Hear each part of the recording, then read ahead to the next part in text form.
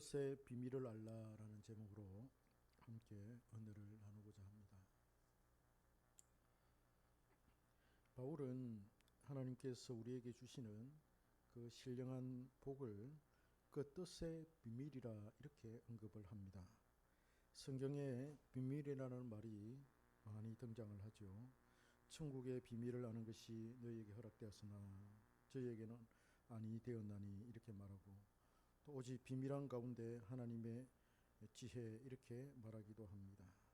그래서 하나님의 계획과 뜻이 숨겨져 있어서 이것을 우리는 비밀이다 이렇게 표현을 하고 있습니다. 예전에 우리나라가 가난하고 또 힘겹게 살아갈 때 집안에 잔치가 있으면 일가 친척과 지인들 또 이웃들이 초대되어서 준비한 음식을 먹고 즐깁니다.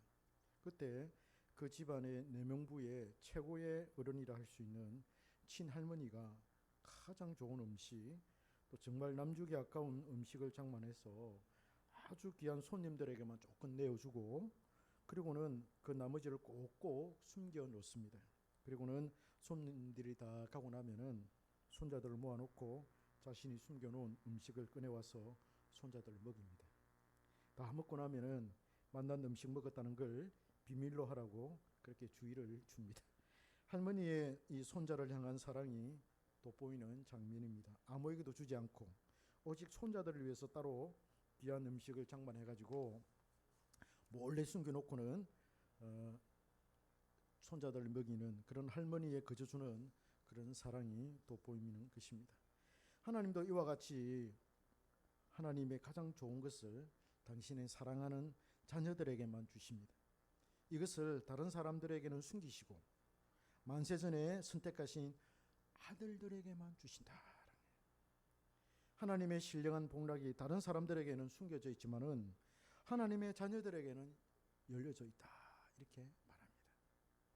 다른 사람들에게는 숨겨져 있기 때문에 이것이 비밀이다 이렇게 말하는 거죠. 오늘 본문 9절에 보면은 바울은 그 뜻의 비밀을 우리에게 알리신 것이요 라고 말합니다. 우리는 본문을 통해 누가 그 비밀을 알 수 있는지, 또 어떻게 알 수 있으며 그 비밀이 지칭하는 것이 무엇을 가리키며 어떤 의미를 지니고 있는지를 우리 한번 살펴볼 수가 있습니다. 바울은 7절에서 우리가 누구인지를 소개합니다. 바울은 5절부터 계속 우리가 누구인지 어떤 목적으로 선택되어 있는지를 언급하고 있지요. 본문에서는 보다 구체적으로 표현을 하고 있습니다. 우리는 그리스도로 안에서 그의 은혜의 풍성함을 따라 그의 피로 말미암아 속량 곧 제사함을 받았다 이렇게 말하지요.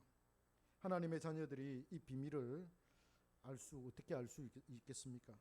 바울은 8절에서 주님께서 우리에게 모든 지혜와 총명을 우리에게 넘치게 하셨다라고 본문은 말합니다.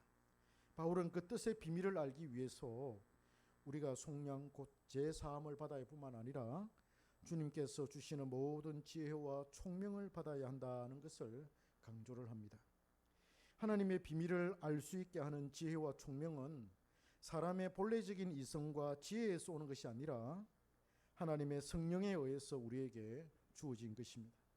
사실상 원래 가지고 있던 지혜와 총명이 성령으로 새롭게 된 거예요. 우리 안에 지혜와 총명이 있었는데 그 지혜와 총명 가지고는 하나님의 비밀을 알 수가 없고 깨달을 수가 없다. 그러나 성령이 우리 속에 들어오셔서 우리가 원래 가지고 있던 그 본래의 그 총명과 지혜를 변화시키고 감동시켜 주셔서 그 비밀을 알게 하시고 깨닫게 해주셨다. 이렇게 생각할 수가 있습니다. 하나님의 비밀은 인간의 자연적인 지혜와 이성으로는 도저히 깨달을 수 없는 신비로운 것입니다. 육에 속한 사람은 성령의 일을 받지도 못하고 생각지도 못한다. 육에 속한 사람은. 그 육에 속한 사람에게 아무리 성경 공부하자 이렇게 해도 안 돼요. 이해를 못해요. 그러면 비밀을 알 수 있는 지혜와 총명은 무엇입니까? 본문에서 지혜를 말할 때 지혜와 지식과 진리가 거의 같은 의미로 사용되는 것 같습니다. 예수 그리스도께서 하나님 아버지의 진리이며 생명이며 지혜였습니다. 진리를 알 수 있는 어떤 특별한 조건이라고 볼 수가 있습니다. 잠언에서도 지혜는 의인화되어서 예수님을 나타내고 있지요. 총명은 그야말로 하나님의 성령께서 주시는 깨달음과 영적인 이해력입니다. 총명이라는 게 성령께서 우리에게 주시는 영적인 이해력, 영적인 깨달음, 이게 총명이죠. 모든 지혜라고 할 때 신령한 은혜에 속한 모든 것이라고 말할 수가 있습니다. 그러나 총명은 이러한 지혜를 깨달아 아는 것이죠. 여기에는 인간의 오감이 포함이 되고 성령의 일이 포함이 됩니다. 성령께서 인간이 본래 가지고 있던 그 오감에 새로운 힘을 불어넣어 주셨고, 그래서 완전히 변화시켜 주신 것이지요. 그리스도의 피로 속량함을 입은 새로운 피조물에게 존재하는 새로운 이해력이 오늘 본문에서는 총명이다, 이렇게 말하는 겁니다. 하나님의 비밀을 알게 하고 이것을 즐거워하며 기뻐하는 것이 우리에게 있는 총명으로 주어진다라는 거예요. 총명으로. 우리의 오감을 통해서 우리의 전인격이 깨달음을 흡수하고 자신의 것으로 만들지요. 거룩한 정서가 주어져서 우리의 감정은 총명으로 인해서 영적으로 한껏 고조가 됩니다. 집사님 무슨 말인지 이해가 되죠? 실제적으로 경험되니까. 경험되니까 그렇잖아요. 토요일마다 이렇게 아침에 직장인이 눈 부시시 뜨고 이렇게 성경 말씀을 배우러 그게 쉽지 않거든. 그런 와서 이러면 기도하는 게 들어보면 하나님 최고의 시간, 최고의 춤 주셔서 감사합니다라고 한 그게 이게 그런 하나님께서 주신 신적인 총명,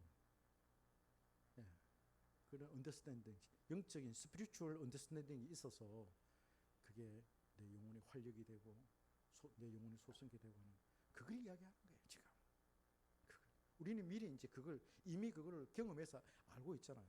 그걸 글로서 표현하면 이렇게 된다, 이런 말입니다. 성령으로 거듭난 사람은 성령의 일을 받기 때문에 하나님이 주신 총명을 가지고 있습니다.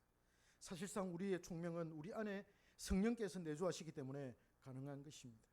우리 안에 성령이 깨닫게 하시고 감동하게 하시며 좋아하게 하시고 사모하게 하신다. 성령이.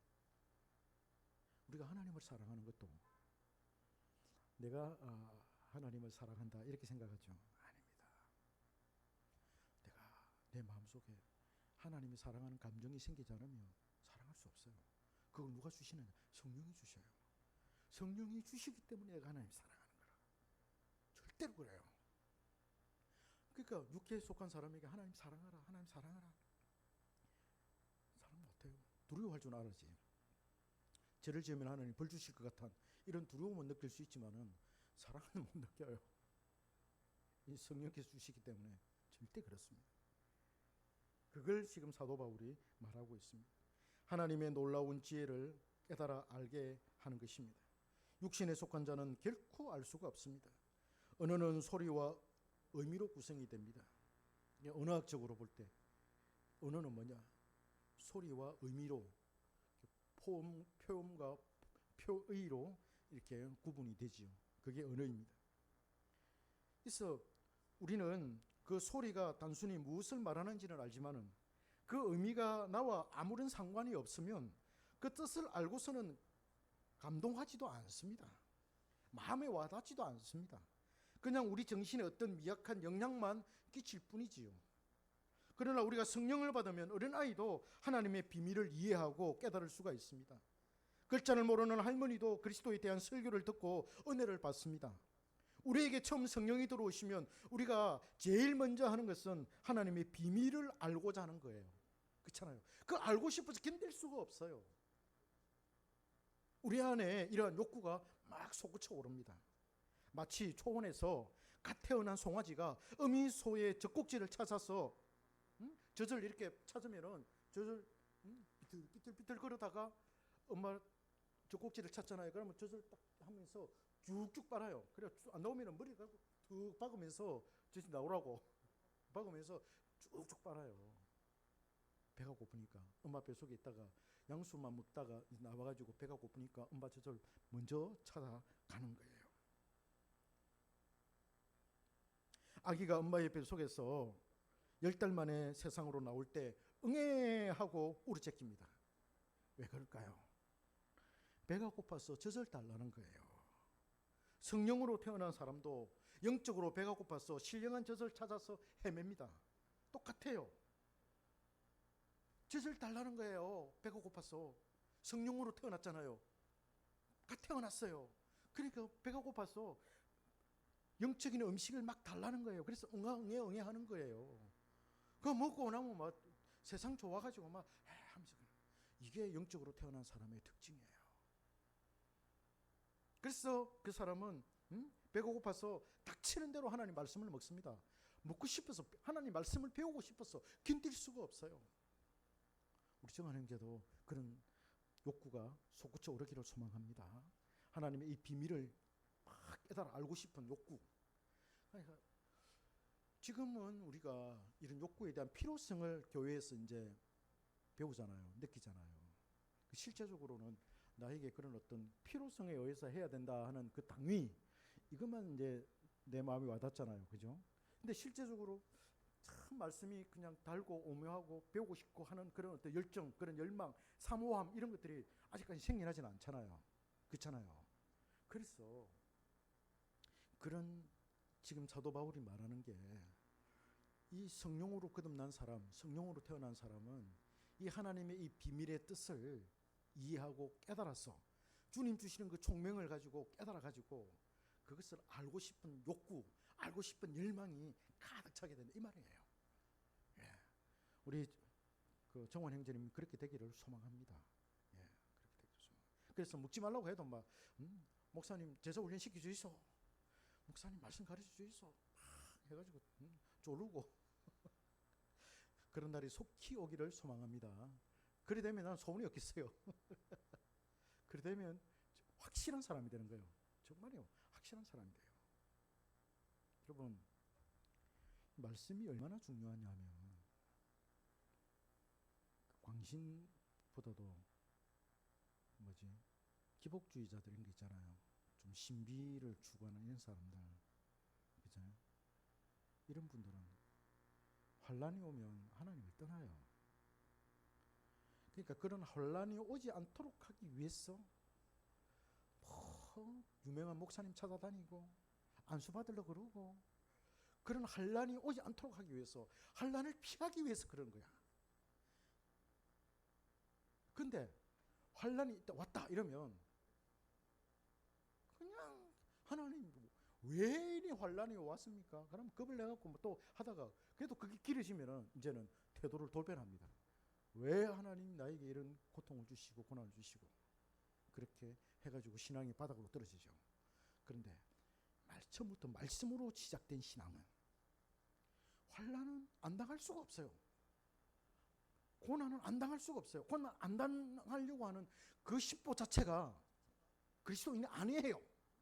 그리스도인은 환난을 당하게 돼 있고 어려움을 당하게 돼 있어요. 근데 말씀이 왜 중요하냐면, 어려움을 당하고 환난을 당하고 고난을 당할 때 그 사람에게 말씀이 심겨져 있으면 그게 역사를 해요. 그게 막 힘이 되고 능력이 되고 내가 딱 붙드는 어떤 지표가 돼요. 그래서 그 말씀 딱 붙들고 마음이 흔들리지 않아요. 그렇잖아요. 실직을 당하고, 실직 다 해봤잖아요. 그죠? 해본데 힘들죠. 그때 우리를 딱 붙잡아 주는 게 뭐냐면 하나님 말씀이에요. 딱 붙잡아 주는 게. 그러면서 참고 견디도록 힘을 주는 게 하나님 말씀이에요. 그래서 하나님 어렵고 힘들어도 하나님 말씀 읽으면, 또 묵상하면, 말씀이 와닿으면 그냥 그 불안한 마음 떠나가 버리고, 어두운 마음 떠나가 버리고, 염려와 걱정 다 떠나가 버리고, 하나님이 언젠가 나에게 좋은 직장 주실 거야. 그죠? 하나님께서 언젠가는 나를 세워주실 거야. 기다릴 수 있다는 거야. 그렇지 않으면 광신자들이나 이 기복주의 신앙인들은 막 그런 거가 없게 하려고 막 발발발발 떨면서 신비로운 영성이 있는 영권이 있는 목사님들 찾아다니잖아요. 그럼 가서 만수 받는 거 나쁘다고는 볼 수는 없지만은 차이가 있다는 거예요. 하나님 말씀을 딱 먹으면. 우리가 추구하는 신앙은, 우리 교회가 추구하는 신앙은 그런 신앙이에요. 어디 가서 용한 목사님 어디 가서 머리 안 뒤밀어도, 그죠? 우리에게 말씀이 있는데 왜 거기 가서 머리를 들이매기면서 안수를 받고 왜 그래요? 우리 그죠? 우리 담임 목사님한테 안수를 받아도 얼마든지 그거 할 수 있는데 그렇게 생각하세요. 예. 어때 누가 어때 용한 데 있다고 가자 그러면은 욕을 하세요. 가지 마시고 우리 교회 목사님한테도 있고 우리에게는 말씀이 있는데 내가 말씀을 떠나서 내가 어디 갈 거야? 말씀대로 돼. 그리고 그 잘못된 신앙이야 이러면서 교정을 시켜줘야 돼요. 예, 교정을 시켜줘야 돼요. 그리고 백날 해봐야 되는가? 안 됩니다. 그래서 말씀이 채워요. 그래서 이 사도 바울이 그의 비밀의 뜻을 알아라. 알기로 하는데 무엇으로 알 수 있느냐? 하나님이 주신 총명, 성령이 우리 속에 들어오시면 근데 영적인 스피리추얼 언더스탠딩이 생겨가지고 딱 보면 아는 거야. 말씀이 그냥 깨달아지고 이해가 되어지고 그냥 머리 많이 안 써도 뭐 논문 쓰기 위해서 머리 팍 안 굴려도 그냥 막 와닿고 깨달아지는 거예요. 그냥 나도 모르게. 그게 은혜예요. 이게 새로 태어난 사람의 특징입니다. 하나님의 사람으로 태어나면 하나님의 진리가 알고 싶어서 견딜 수가 없습니다. 성령은 진리와 함께 역사하고 진리를 알게 하시며 이해하도록 깨닫게 하십니다.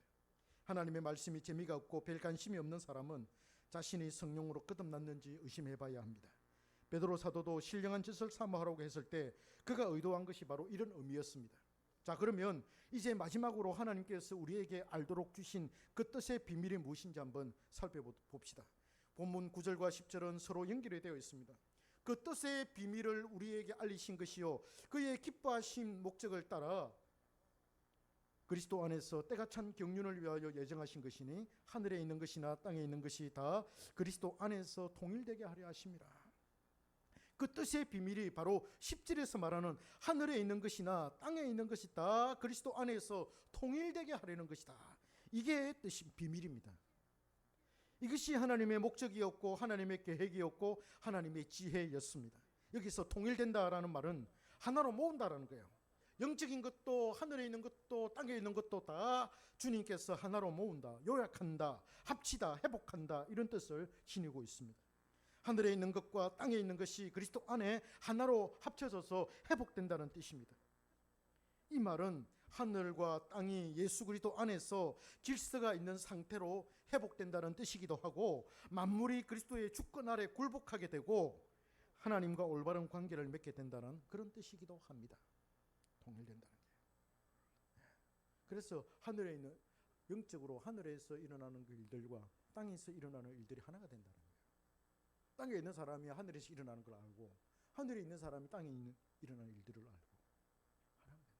천국 가면 더 확실하게 여러분 새 하늘과 새 땅은 바로 그런 곳이 될 거예요. 물리적인 것과 영적인 것이 딱 하나가 되는 천국의 의미를 우리가 그렇게 생각할 수 있어요. 지금 우리가 죽으면 가는 낙원에 있잖아요. 파라다이스는 영혼만 가는 곳이기 때문에 거기는 물리적인 것이 없어요. 있어도 그런데 그건 영적인 것만 있어요. 그래서 우리가 잔다 편히 쉰다 그러잖아요. 그러나 파라다이스에서 주님께서 이제 최후에 부활하실 때 최후에 주님께서 부활하실 때 하늘에 있는 사람들과 주님하고 함께 이렇게 땅으로 내려오시잖아요. 그죠? 땅으로 내려오실 때 땅은 어떻게 됩니까? 땅은 완전히 불에 타서 없어지고 갱신되죠. 갱신되면서 이게 새 하늘과 새 땅으로 변화돼요. 아주 재창조될 정도로. 그러나 질은 바뀌지 않습니다. 우리 이 지구가 그렇게 된다는 거예요. 새 하늘과 새 땅이 돼가지고 새 예루살렘이 거기에 내려온다는 거예요. 그래서 거기 나오는 이 새 하늘, 새 땅은 새 예루살렘에 있는 그곳은 영적인 것과 육적인, 물리적인 것이 딱 통합을 이루고 통일이 되는 그런 뜻으로 이렇게 이해할 수도 있어요. 이해됩니까? 엄청난 그게요. 그래서 천국 가서는 우리가 황금길을 걷고 무슨 수정 길을 걷고 수정 보는 거 보석 보는 거 하루 이틀이죠. 그죠? 그 하루 이틀이에요. 그래서 천국 가서 우리가 그 영적으로 물리적으로 하나가 되어 있는 그 세상에서 영원토록 하나님을 알아가는 삶. 하나님을 알면 기쁨이 오잖아요. 하나님을 알면 하나님 비밀을 깨달으면 기쁨이 찾아와요. 즐거움이 찾아와요. 그래서 좋은 거예요. 그래서 천국은 그냥 천국 가면 좋다 이런 것도 있지만은 그러니까 하나님에 대한 이 지식이 넘쳐나니까 좋은 거예요. 감동이 있고 감화가 있고 즐거움이 있고 기쁨이 있는 거예요. 우리도 이게 우리는 지금 이 땅에서는 부분적으로 일시적으로 느끼잖아요. 부흥회라든지 이렇게 하면 말씀이 탁 들어오면 주님이 오면 막 천국과 같잖아요. 내 마음이. 그게 이제 천국에서는 영원히 계속될 거예요. 하나님 말씀 들을 때 그렇잖아요. 그런 것처럼 그걸 예수님이 사도 바울이 말하고 있습니다. 오늘 본문에서 말하는 그 뜻의 비밀은 하나님께서 궁극적으로는 원래의 조화를 회복시키시고 그리스도 안에서 만물을 회복시키시는 것입니다. 그리스도께서 모든 만물을 다스리게 되었고 옛날의 질서와 조화가 다시 회복되는 것입니다. 그래서 모든 것이 그리스도에게서 났고 그리스도로 말미암고 그리스도에게로 돌아가게 된 것입니다. 예수 그리스도께서 사탄의 음모로 십자가에 달려 죽었습니다. 또한 하나님의 뜻이었습니다. 결국 주님은 3일 만에 부활하심으로 사망 권세를 깨뜨리셨고 사탄과 싸워서 이겼습니다. 사탄은 패배했기 때문에 일시적으로 또 표면적으로는 자신들이 세상을 통치하는 것처럼 보이지만은 우리 주님께서 세상을 다스리시고 통치하신다는 것을 바울은 지금 강조하고 있는 것입니다. 사탄이 막 우리를 겁주고 해서 사탄이 이 세상을 다스리는 것처럼 보이지만은 겉으로는 그렇게 보이지만은 그러나 우리 주님이 이 세상을 통치하고 계신다. 바울이 그걸 이야기하고 있다. 이 비밀을 알아라는 거예요. 바울은 골로새서 1장 15절에서 18절에서도 동일한 말씀을 합니다. 예수 그리스도는 모든 피조물보다 먼저 나신 분이며 만물이 그에게서 창조되었고 하늘과 땅에서 보이는 것들과 보이지 않는 것들과 왕권과 주권들과 통치자들과 권세자들과 만물이 다 그로 말미암았고 그것들이 그를 위하여 창조되었다라고 그렇게 말합니다. 그리고 예수 그리스도는 교회의 머리가 되시며 만물의 으뜸이 되시며 아버지께서도 모든 충만으로 예수 안에 거하셔서 만물과 화평하시고 화목하신다라고 말합니다. 골로새서 2장 10절에서도 그는 모든 통치자와 권세의 머리라고 말씀하십니다. 예수님은 바이든의 머리고 미국의 머리고 푸틴의 머리고 시진핑의 머리라는 거예요. 자기들이 아무리 날뛰고 한다 하더라도 다 주님의 손 안에 있다. 섭리 속에 있다라는 거예요. 김정은이가 저렇게 핵을 가지고 날뛰어도 다 주님의 손 안에 있다. 주님이 허락하지 않으면 전쟁이 일어나지 않습니다. 그러나 주님이 허락하시면 전쟁이 일어나요.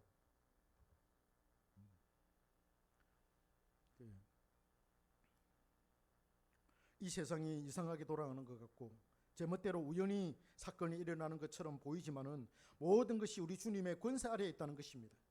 세상이 곧 멸망을 할 것이고 없어질 것처럼 보여도 주님께서 이 세상을 붙들고 계시니까 하나님의 뜻이 않으면 결코 그 어떤 것도 사라지지 않을 것입니다. 우리는 언제 전쟁이 일어날지, 언제 지진이나 자연재해가 발생할지, 언제 전염병이 돌지 잘 알지 못합니다.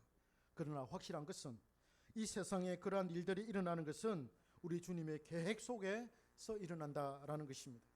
하나님의 허락하심이 아니면 그 어떤 것도 제멋대로 일어나지 않습니다. 이 비밀을 우리 주님은 우리에게 알리셨습니다. 사람은 이 사실을 부정하죠. 사람들은 부정합니다. 하나님에 의해서 모든 것이 일어난다는 것을 부정합니다. 수용하거나 긍정하지 않습니다. 성경은 이 비밀을 하나님의 백성들, 곧 우리 주 예수 그리스도의 피로 구속, 곧 제사함을 받은 사람만 알 수 있다라고 오늘 본문에서 그렇게 말합니다. 할렐루야. 여러분들만 아는, 우리만 아는 거예요. 그리스도인은 이 세상에 일어나는 사건들을 예의주시해야 합니다. 우리는 미래에 어떤 일이 일어날지 모르지만은 성경을 통해 과거의 역사를 배우고 우리 시대에 어떤 교훈을 얻어야 하며 어떤 어려움이 발생할지를 우리는 예측을 할 수 있어야 돼요. 이 비밀을 통해서 하나 예측을 한다면 우리가 이제 저는 한상동 목사님, 고신의 고려파의 어떤 창시자라고 할 수 있는 우리 교단을 세운 한상동 목사님을 공부하고 싶은 그 이유 중에 하나가 뭐냐면 한상동 목사님이 일제시대 때 감옥에 갇혔잖아요. 신사참배 반대운동으로 조남선 목사님과 함께. 그죠? 그래서 8월 18일 날에 모조리 다 이제 죽임을 당해야 할 것을 그렇게 선고가 나 있었어요. 8월 18일 되면 죽어요. 그리고 일본에서 이제 죽이기로 그렇게 그 총독부에서 결정을 이제 내렸어요. 근데 15일 날, 3일 전에 15일 날 해방이 됐지 않습니까? 그래서 이분들이 이제 추록을 했거든요. 추록을 하고 난 다음에 이렇게 옥에 갇혔던 사람들이 나와가지고 한국 교회는 배교를 했기 때문에 회개해야 한다. 회개해야 한다. 그래서 한국 교회를 향해서 회개를 부르짖었어요. 회개를 부르짖었어요. 그런데 이 교권주의 목사님들 있잖아요. 그때는 교단이 하나였고 장로교가 하나였거든요. 이 교권주의 목사님들이 이 한상로 목사님, 조남선 목사님 이분들 축출을 시켜버렸어요. 쫓아내버렸어요. 그래서 이거 경남노예에서 총대를 뽑아가지고 총회에다 보내잖아요. 그러니까 여기서 뽑은 이 총대를 갖다 인정하지 않고 자기들이 지명해가지고 부른 그 총대들만 이렇게 인정을 한 거예요. 그러니까 축출당한 거고 쫓겨난 거지요. 그래갖고 생긴 교단이 우리 고래파예요. 진리 운동을 하다가. 그러는데 내가 뭘 이야기하려고 하느냐면, 그러니까 1945년 8월 15일 해방이 됐지 않습니까? 해방 이후에 회개 운동을 막 부르짖었어요. 그런데 회개는커녕 오히려 회개를 부르짖는 사람들을 갖다가 축출해버리는 그런 우리 한국의, 그러니까 한국의 이 영성이 그렇게 흘러가고 있었는 거야. 그런 찰나에 뭐가 터졌습니까? 6.25 전쟁이 터지지 않습니까? 그래서 그거하고 우리는 영적으로, 신학적으로 그것과 6.25 전쟁을 어떻게 연결시킬 수 있을 것인가? 그래서 한상롱 목사님이 그 중간에서 6.25 전쟁을 겪었는데 그분이 이 6.25 전쟁을 어떻게 이해하고 있었을까 하는 그걸 연구를 하고 싶어요. 왜? 우리는 지금 북한의 머리에 핵을 이고 살아요. 언제 저 핵이 터질지 모르기 때문에 예측은 물론 이제 우리가 군사적으로 예측할 수 있고 무기를 통해서 그죠, 군사 체계, 무기 체계 이런 걸 통해 가지고 예측은 할 수 있습니다. 그러나 우리는 이게 신학적으로, 영적으로 이 전쟁에 대해서 예측을 한번 할 수 있어야 되지 않겠느냐는 그 예측을 우리는 1945년도로 돌아갔어. 1945년과 1950년 그 사이에 일어났던 그 대한민국의 그런 영성, 교회들의 그 영성을 한번 연구해보고 확대시킨다면은 2차 대전, 세계 2차 대전, 양차 대전은 왜 일어났는가? 이것도 그런 차원에서 연구하고 싶어요. 2차 대전이 그 영국, 미국, 그죠? 독일, 이탈리아, 그죠? 주변에 있는 핀란드, 또 폴란드 이런 나라들이 엄청 피해를 많이 입었잖아요. 파리, 프랑스. 왜 2차 대전이 일어났는가라고 할 때, 물론 그 원인을 국가 간의 어떤 그런 알력, 다툼, 그죠? 그 독일이 굉장히 이제 1차 대전 때 패배를 하잖아요. 1차 대전 때 패배를 했는데 전쟁 그 보상금을 갖다가 물어내야 돼요. 전쟁을 치면, 그죠? 전쟁 치면 보상금을 물어내야 되는데 그 보상금 물어내는 게 너무 힘든 거야. 그리고 독일 사람들이 굉장히 이 세상에 대해서, 유럽에 대해서 불만을 팍 품고 있었는데 그때 헬승같이 등장한 사람이 누구냐면은 히틀러이지 않습니까? 그 히틀러가 독일 사람들을 확 불러 모아가지고 이제, 그죠? 그래서 전쟁을 일으켰다. 그게 2차 대전의 원인이다. 이렇게 이제 생각을 하는데 저는 그 당시에 미국도 그렇고 영국도 그렇고 유럽에 있는 그 하나님의 백성들, 교회의 어떤 그 영성, 전쟁이 일어날 수밖에 없는 그런 영성을 제가 찾아내보고 싶어요. 그래서 우리는 이런 진리의 말씀을 바탕으로 해서 미래를 예언하는 게 아니라 예측할 수 있다는 거예요. 어떤 근거를 가지고. 그죠? 하버드 대학의 역사학자들은 있잖아요. 앞으로 우리 세계 6개월 이후에 이 세계가 어떻게 될 것이다라고 하는 그 예측을 했는데요. 데이터를 가지고. 그렇잖아요. 우리 성도들은 성경이 있잖아요. 성경을 가지고, 그죠? 앞으로 우리 세상이 어떻게 될 것인지에 대한 그런 예측을 할 수 있지 않나요? 그죠? 어떤 데이터를 가지고. 예언은 안 해요. 신비적인 그런 게 아니에요. 그런 거 가지고. 그렇지만은 이건 또 틀릴 수도 있고, 맞을 수도 있고 교훈을 얻자는 거죠. 그래서 그게 이 비밀을 알아라, 그 뜻의 비밀을 알아라 라고 하는 그런 의미 속에서 우리가 한번 적용까지 한번 생각을 해보았습니다. 그래서 하나님을 아는 것, 하나님의 뜻을 아는 것, 이게 굉장히 중요하다.